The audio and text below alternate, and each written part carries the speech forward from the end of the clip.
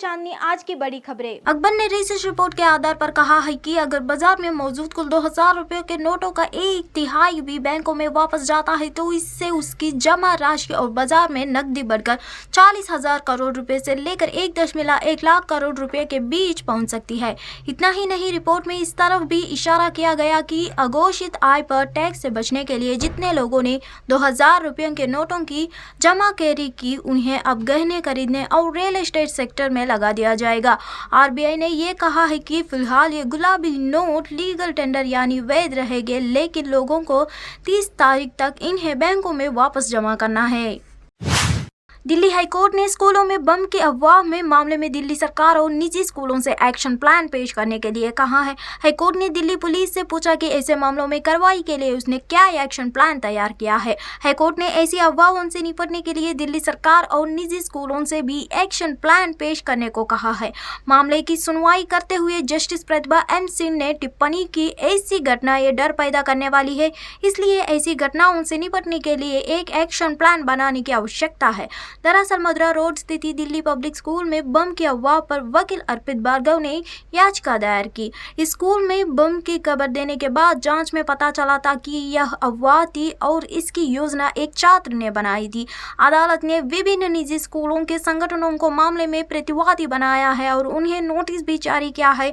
अब इस मामले पर 31 जुलाई को सुनवाई की जाएगी। देश भर के ज्यादातर इलाकों में अब गर्मी का सितम दिखने लगा। कई जगह तो लू के तपड़े तो हालत और खराब कर दी है। अब तक लू के हालात नॉर्थ एमपी, दक्षिण यूपी, झारखंड में देखे गए हैं। आईएमडी के साइंटिस्ट डॉक्टर सोमा सोनराय के मुताबिक हालांकि थोड़ी राहत की बात यह है कि कुछ जगहों पर आज से ही तापमान में गिरावट आने लगेगी। आज दक्षिण यूपी, दक्षिणी हरियाणा, दिल्ली, नॉर्थ एमपी, बिहार, झारखंड, बंगाल में लू चलेगी। वहीं कल भी झारखंड में लू के हालात रहेंगे। कल से नॉर्थ इंडिया में तापमान में गिरावट आने लगेगी। दिल्ली एनसीआर में आज लू की आशंका जताई गई है, जबकि कल से तापमान में गिरावट आने की उम्मीद है। साथ ही बारिश के आसार है। कल से कुछ जगहों पर बारिश भी शुरू हो जाएगी। आने वाले कुछ दिनों बारिश के साथ आंधी तूफान की भी संभावना है। नॉर्थ इंडिया, फिर नॉर्थ वेस्ट इंडिया, फिर ईस्ट के लिए ऑरेंज अलर्ट जारी किया गया है। कल से लेकर अगले 5 दिनों तक पूरे भारत में तापमान घटता दिखेगा तो लू की स्थिति निकलने की संभावना है। गर्मी हवाओं की वजह से आज लू की भी संभावना है। उच्च तापमान के साथ जब तेज हवा चलेगी तब लू के हालात बन जाएंगे, जो कि काफी खराब स्थिति होती है। इस दौरान काफी एहतियात बरतने की जरूरत है। खासकर नॉर्थ इंडिया में आज भी लोगों को इस पर ध्यान देने की जरूरत है। गुजरात दंगों पर बीबीसी की विवादित डॉक्यूमेंट्री का मामले में दिल्ली एचसी ने गुजरात के एक एनजीओ के ओर से दायर मानहानि मामले में बीबीसी की समन जारी किया है। एचसी ने दायर केस में कहा गया था कि इस डॉक्यूमेंट्री से न केवल प्रधानमंत्री बल्कि न्यायपालिका और पूरे देश की प्रतिष्ठा को नुकसान पहुंचा गया है। संगठन की ओर से पेश वरिष्ठ वकील हरीश सल्वे पेश हुए। उन्होंने कहा कि डॉक्यूमेंट्री ने भारत और न्यायपालिका सहित पूरी व्यवस्था को बदनाम किया है। दिल्ली हाईकोर्ट के जस्टिस सचिन दत्ता ने गुजरात के एनजीओ जस्टिस ऑन ट्रायल द्वारा दायर मामले में ये समन जारी किया है।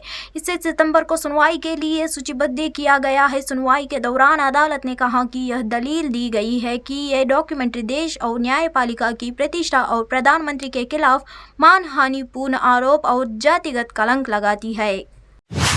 भारतीय जनता पार्टी मीडिया के सामने मोदी सरकार ने 9 साल की उपलब्धियां गिनाएंगी। दिल्ली के अशोक होटल में 2 दिनों तक मीडिया और भारतीय जनता पार्टी के बड़े नेताओं का जमावड़ा होगा। बीजेपी का ये मीडिया इंटरैक्शन 25 और 26 अप्रैल को 2 दिनों तक चलेगा। सबसे पहले 25 मई को टीवी के डिजिटल मीडिया के संपादकों के एंकर्स और रिपोर्टर्स को बुलाया जाएगा। इसी शाम को क्षेत्रीय मीडिया के प्रतिनिधियों को बुलाया जाएगा। बीजेपी संसदीय बोर्ड के तमाम सदस्य और अन्य कई वरिष्ठ मंत्री मौजूद रहेंगे। गृह मंत्री अमित शाह, रक्षा मंत्री राजनाथ सिंह, विदेश मंत्री जयशंकर समेत कई वरिष्ठ मंत्री मौजूद रहेंगे। इस मौके पर मोदी सरकार की 9 साल की उपलब्धियों के बारे में पावर पॉइंट प्रेजेंटेशन दिया जाएगा। अगले दिन यानी 26 मई को प्रिंट मीडिया के पत्रकारों और संपादकों से पार्टी के तमाम बड़ा नेता मिलेंगे।